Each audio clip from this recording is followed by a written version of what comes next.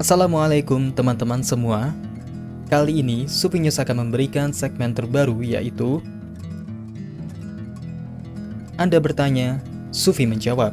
Tentunya akan langsung dijawab oleh guru kita Kiai Haji Muhammad Lukman Hakim. Dan kali ini Sufi News telah merangkum 4 pertanyaan kawan-kawan kita dari berbagai daerah. Yuk kita saksikan bersama-sama. Pertanyaan pertama datang dari Caringin, Kabupaten Bogor, yaitu Bapak Ujang Subiani. Di usia beliau yang sudah senja, tidak menjadi alasan untuk bermalas-malasan bekerja. Assalamualaikum warahmatullahi wabarakatuh. Saya mau bertanya Pak Yai, usia saya sudah tua, bertahun-tahun saya menjalankan sholat 5 waktu dan sholat-sholat sunat lainnya. Tapi sampai sekarang kok saya belum bisa merasakan bagaimana sholat khusyuk itu. Apa ada caranya? Atau harus bagaimana saya ini? Terima kasih Pak Yai. Wassalamualaikum warahmatullahi wabarakatuh. Waalaikumsalam Pak Ujang. Alhamdulillah Pak Ujang, ini pertanyaan yang sangat menarik dari Pak Ujang ini. Barangkali juga pertanyaan yang muncul di benak Anda, mungkin berjuta-juta, beratus juta orang bertanya seperti pertanyaan Pak Ujang. Ini soal bagaimana sholat khusyuk atau zikir khusyuk atau situasi apa saja supaya tetap khusyuk. Nah, ini memang salah satu keunikan al-khusyuk nih Pak Ujang ya. Khusyuk itu sesuatu yang sulit. Karena itu oleh Allah di dalam Al-Quran tidak ada khusyuk dalam bentuk kata perintah. Adanya sifat. Misalnya qad aflahal mu'minuna alladzina hum fi sholatihim khashi'un. Jadi itu digambarkan bahwa kata sifat ada sih anjuran antakhsha'a qulubuhum li dzikrillah, tapi itu umum. Hendaknya itu tidak sampai menjadi fi'il amar yang bentuknya. Ini menunjukkan bahwa khusyuk itu sesuatu yang sulit, dan oleh Ibnu Athaillah As-Sakandari disebut sebagai mauhibah ilahiyah, anugerah ilahi. Karena itu para ulama membagi khusyuk itu berlevel-level. Barangkali Pak Ujang juga sudah berlatih khusyuk sejak muda dulu. Ya. Begitu juga para ulama, para kiai misalnya ketika ditanya bagaimana caranya sholat khusyuk ya, mereka lebih banyak mengatakan, oh ya, saya sendiri juga masih belajar. Karena khusyuk ini nggak ada batasan misalnya begini, oh saya ini sudah khusyuk berarti ya karena saya sudah begini dan begitu. Yang ada hanyalah semacam sifat-sifat atau positioning, kira-kira begitu Pak Ujang. Maksudnya gini, Pak Ujang nanti masuk di posisi yang mana ini kira-kira. Misalnya para Sufi membagi ada khusyuk, khaufin, wangkisar. Pertama ini, khusyuk penuh dengan hati remuk redam dan hina dina di hadapan Allah. Jadi orang sholat hatinya merasakan hina dina betul di hadapan Allah, di hadapan kebesaran Allah, keagungan Allah, itu juga sudah disebut khusyuk. Tapi itu namanya khusyu'ul ubad wa zuhad, khusyuknya ahli ibadah. Dan para ahli zuhud itu seperti itu karena ahli ibadah memang menginginkan ibadahnya benar. Ahli zuhud menginginkan dia merasa hina dina betul apa yang dia lakukan selama ini ketika dia harus menghadap kepada Allah. Nah, ini khusyuknya ahli ibadah dan ahli zuhud. Ada lagi khusyuknya para salikin.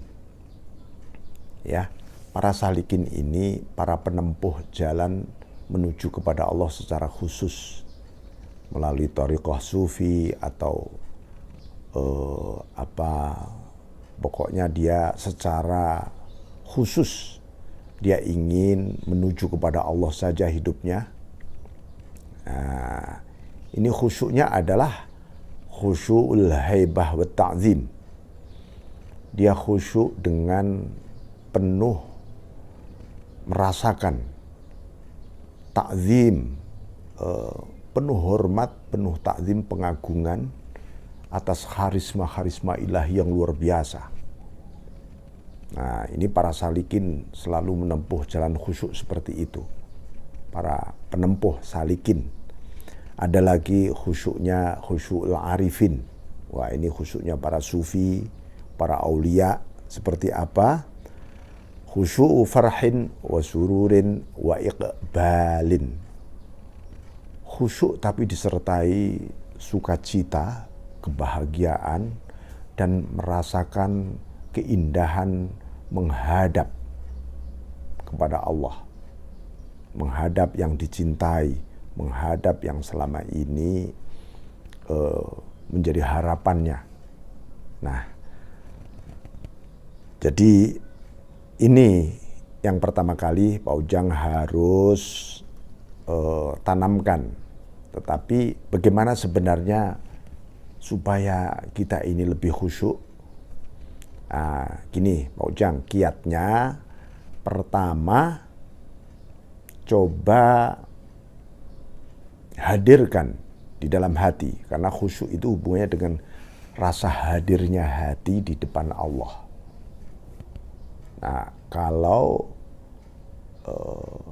misalnya Pak Ujang menghadap seorang raja yang sangat dikagumi, sangat berwibawa, betapa konsentrasi dan penuh hormatnya Pak Ujang. Apalagi sekarang menghadap kepada Allah yang kita sembah, yang menghidupkan kita, mematikan kita, menghidupkan lagi nanti, memberi seluruh anugerah kepada kita. Bagaimana kita tidak menghadap dengan full rasanya. Nah, itu pertama kali. Yang kedua, rasakan bahwa kita ini terus-menerus dipandang oleh Allah. Karena di tahap ini adalah tahap awal. Nanti lama-lama akan merasakan seakan-akan memandang Allah. Hadir banget di hadapan Allah. Itu. Nah, ada kiat lagi yang bisa menolong kita untuk lebih khusyuk. Apa? Mengartikan seluruh bacaan sholat kita. Setiap huruf, setiap lafadz, setiap kata yang kita sebut, artikan di hati kita, seperti dirasakan. Allah, Allah, Allah, Allah. Kenapa? Karena seluruh kalimat yang terdiri dari lafadz terdiri dari huruf. Sedangkan huruf di dalam hijaiyah, huruf-huruf yang kita ucapkan, itu adalah nama-nama Allah. Jadi kalau ada sebuah kata, itu terdiri dari nama-nama Allah yang terangkai. Maka kata-kata harus indah, harus bagus.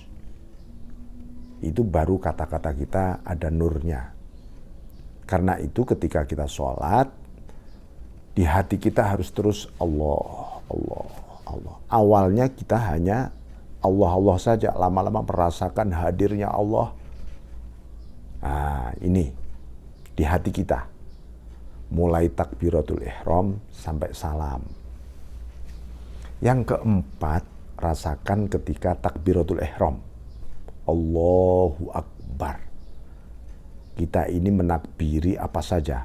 Ya, menakbiri segala hal selain Allah. Yang selain Allah adalah seluruh ciptaan Allah ini selain Allah. Tidak ada. Yang ada hanya Engkau saja Allah. Maka pada saat itulah setan, nafsu, dunia, akhirat kita takbiri semua. Semuanya serasa sirna dan yang ada hanya Engkau Allah. Nah, itu dijaga Pak Ujang. Jaga terus sampai salam. Nah, ini gagasan-gagasan mengenai supaya mudah ya Pak Ujang sholat kita, supaya khusyuk, supaya lebih fokus. Lalu yang kelima, sadari bahwa Allah itu maha dekat. Maha dekat. Kedekatan kita kepada Allah itu tidak bisa dengan jarak. Misalnya dengan langkah kaki, dengan berlari, seperti orang berlari, atau seperti orang terbang gitu. Tidak.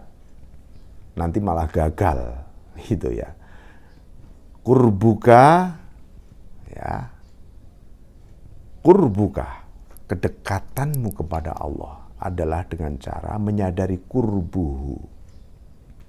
Laka adalah kita harus menyadari bahwa Allah itu maha dekat pada kita, lebih dekat dibanding diri kita sendiri.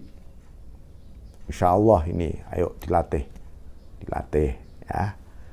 Ini kira-kira ya Pak Ujang, tetapi lebih dari itu semua karena sholat itu ya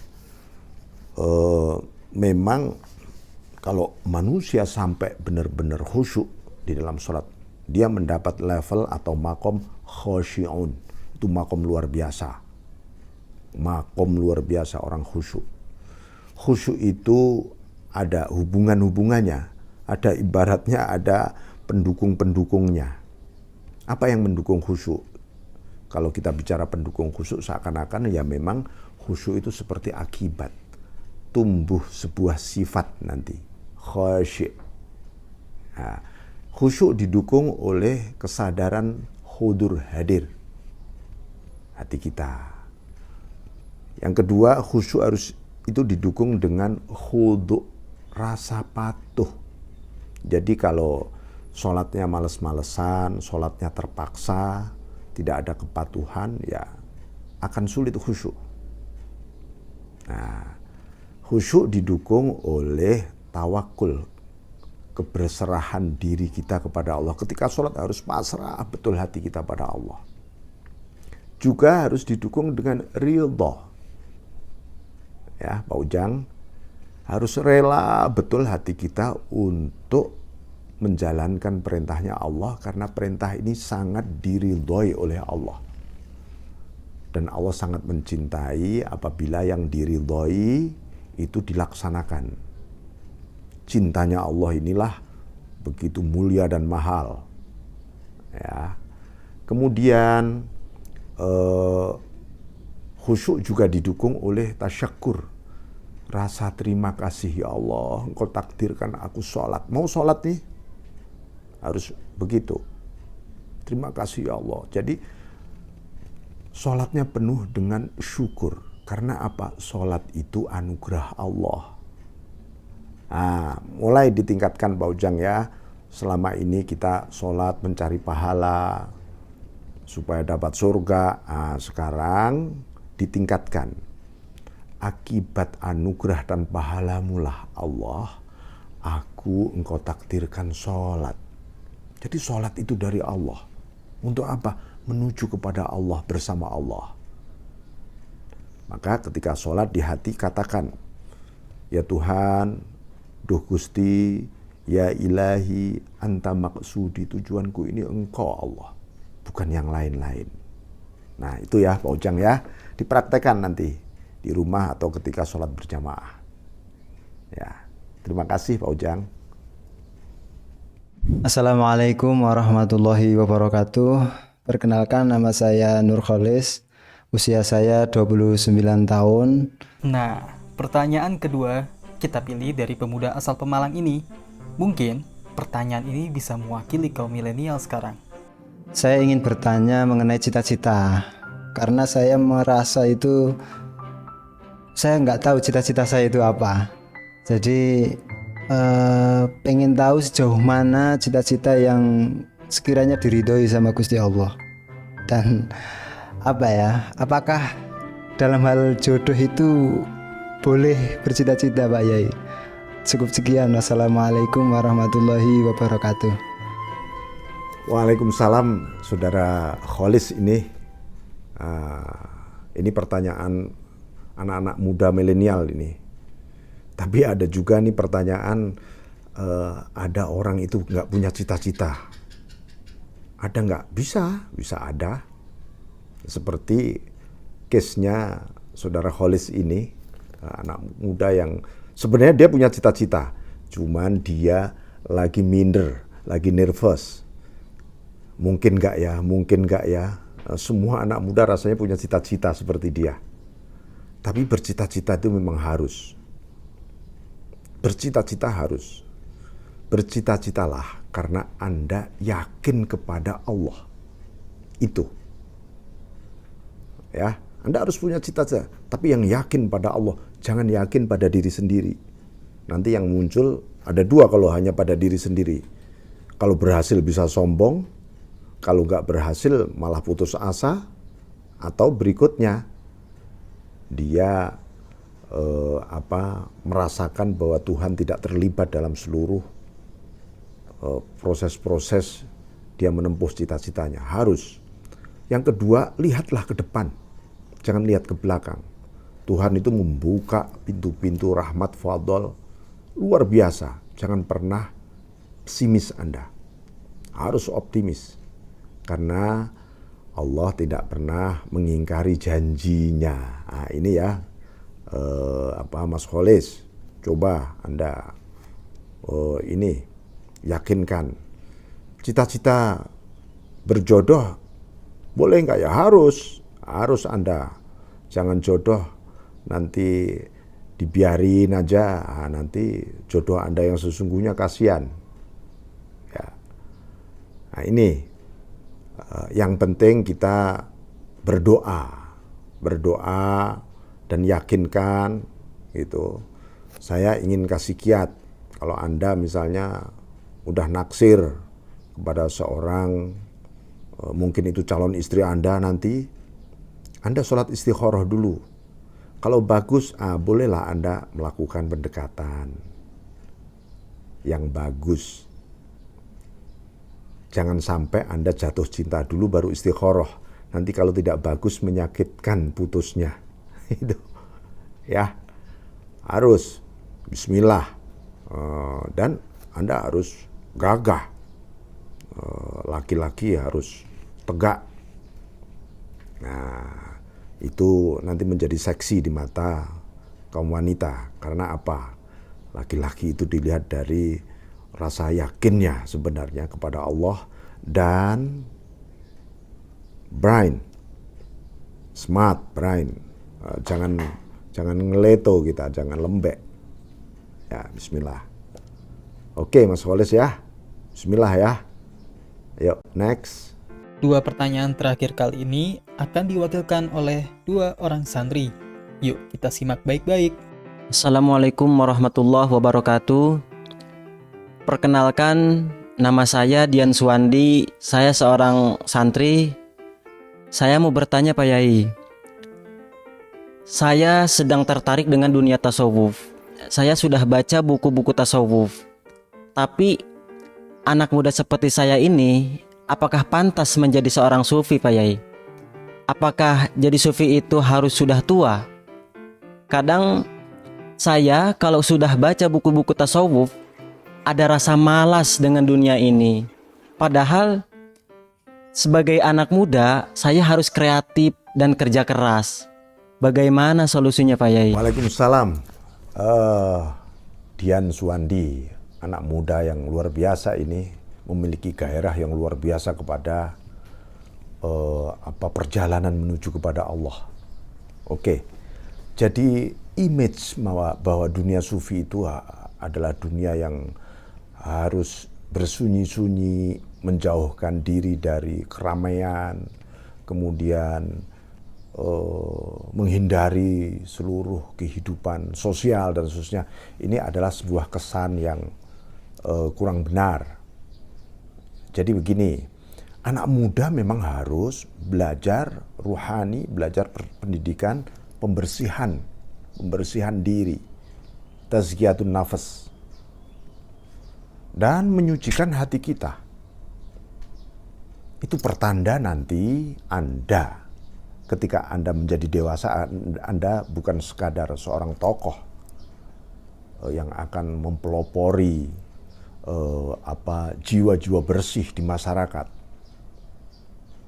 Tapi Anda sendiri berarti telah menyiapkan wadah bagi anugerah-anugerah nur cahaya Allah yang luar biasa. Kenapa Saudara Dian Suwandi ya, harus sejak muda malahan kita belajar dunia sufi? Karena ketika orang-orang tua itu mengenal dunia sufi, mereka semuanya menyesal kenapa tidak sejak muda dulu, ketika fisikku kuat, ketika semangatku masih luar biasa mempelajari dunia tasawuf ini. Ya, jadi dunia tasawuf tidak ada hubungannya dengan kerja keras, tanggung jawab di dunia, tidak ada. Justru ketika orang itu jiwanya bersih, hatinya suci, maka dia akan melahirkan amaliyah kreativitas yang bagus, yang mempengaruhi peradaban dan lingkungan kehidupan di dunia ini. Ya, lakukan itu, Mas Dian, ya. Jadi Anda jangan pesimis. Nanti, wah saya kalau belajar tasawuf nanti saya jadi males dengan dunia. Oh tidak, apa yang disebut dunia? Dunia adalah sejumlah efek yang menghalangi Anda dengan Allah. Bukan, dunia itu sebenarnya bukan uang, bukan fasilitas, bukan kekayaan, bukan. Dunia adalah sebuah nilai yang tersembunyi di balik apa saja yang membuat kita malah lalai dari Allah. Nah itu namanya dunia. Justru tasawuf ini membebaskan orang. Anda akan menjadi pemimpin, Anda pun harus tidak boleh misalnya memimpin dunia ini, ya Anda harus bebaskan diri Anda dari dunia. Maksudnya jangan sampai kita justru dipenjara oleh dunia gara-gara kita tidak ada kesalahan dalam arti, oh hatiku dipenuhi oleh dunia nih. Nah, jadi itu tolong Anda kuatkan, Anda terus belajar, dan Anda harus dibimbing oleh seorang guru atau seorang kiai sufi, kiai yang benar-benar membimbing hati Anda. Jangan sampai kita baca buku, kita amal-amalin sendiri, kita ini sendiri, nanti ketemu bisikan-bisikan sesuatu atau dikira benar, nggak taunya itu setan misalnya. Ya, jadi itu Saudara Dian Suwandi, Anda harus semangat belajar. Saya berharap berjuta-juta anak muda di dunia ini benar-benar memiliki cita-cita menuju kepada Tuhan, menjadi generasi-generasi yang bersih, generasi yang jiwanya bercahaya, dan itu melalui dunia sufi malahan. Oke. Assalamualaikum warahmatullahi wabarakatuh. Nama saya Arif Rahman Hidayat. Saya seorang santri. Saya ingin bertanya kepada Pak Yai mengenai masalah pribadi saya. Yang pertama, bagaimana caranya agar saya tidak minder ketika bertemu seorang konglomerat, orang kaya, atau seorang pejabat? Bagaimana solusinya menurut dunia sufistik? Kemudian yang kedua Pak Yai, apa yang membedakan antara nafsu dan semangat? Sudah, sekian dari saya. Wassalamualaikum warahmatullahi wabarakatuh. Waalaikumsalam. Ini Saudara Arif Rahman, ya. Kelihatannya tadi kita lihat dia dari Malang, ya. Semoga ini juga mewakili banyak pertanyaan kaum muda yang biasanya sekarang ini banyak menimbang-nimbang dirinya. Gimana saya nanti ketemu A, si B, si C, sudah minder duluan, sudah nervous duluan. Sebenarnya ini gara-gara apa? Gara-gara ya kita ini menimbang nilai diri kita bukan melalui ketakwaan kita, ilmu pengetahuan kita, tapi kita menilai diri kita dari status-status sosial. Oh, orang itu dipuji oleh orang karena kekayaannya, karena jabatannya. Ini yang membuat orang terjebak, ya. Jadi orang boleh bercita-cita menjadi pejabat, jangan sampai menjadi pejabat supaya dihormati orang misalnya, supaya harga dirinya naik. Nah, ini melestarikan kebodohan namanya, ya. Jangan, karena itu yang kita pandang apa? Pandanglah dengan cara pandang Tuhan, pandangannya Allah. Inna akramakum indallahi atqakum. Yang paling mulia, yang paling takwa. Anda boleh menghormati dan harus kepada misalnya para ulama, para sholihin, dan tentu saja kedua orang tua kita, guru-guru kita. Ya, tetapi pandangan-pandangan sosial, oh saya minder nih menghadapi orang kaya. Rasulullah SAW mengingatkan orang yang menghormati orang karena kekayaannya. Halaka thuluthul iman, sepertiga imannya habis.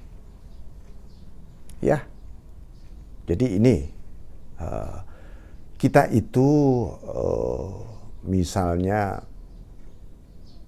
jangan sampai terbelenggu oleh sekat-sekat pandangan budaya sosial. Supaya apa? Supaya jiwa kita lebih terbuka dan kita bisa lebih saling menghormati, menyayangi, dan saling mengingatkan, saling berwasiat kesabaran misalnya, kebenaran, kesabaran itu. Jadi ini soal hambatan komunikasi yang mesti harus Anda buang, ya, rasa minder, nervous, enggak. Jangan sampai kita mengukur diri kita dengan sesuatu yang bukan ukurannya Allah. Itu membuat kita semakin bodoh nanti. Ya. Oke, ada pertanyaan lagi itu tadi mengenai apa sih bedanya nafsu dengan semangat. Nafsu, semangat. Nafsu itu apa? Nafsu itu ibarat sesuatu gairah yang ada di dalam diri kita. Gairah itu bisa memunculkan rasa bergembira atau rasa sedih, marah. Nah, bisa begitu. Nah, ini harus kita transformasi, harus kita jadikan kekuatan-kekuatan ini tumbuh menjadi semangat. Lah, supaya begitu gimana? Kita mohon kembalikan kepada Allah supaya apa? Supaya dirahmati.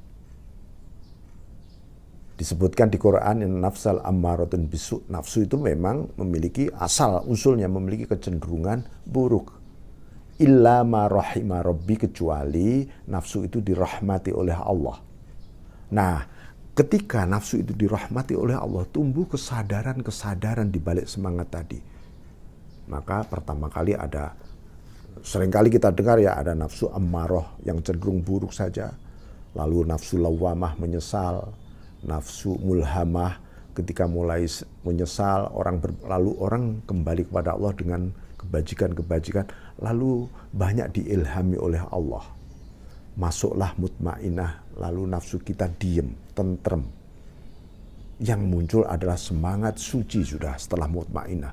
Hidupnya hanya kepingin radiyatan mardiyah. Aku hanya ingin ridhomu Tuhan.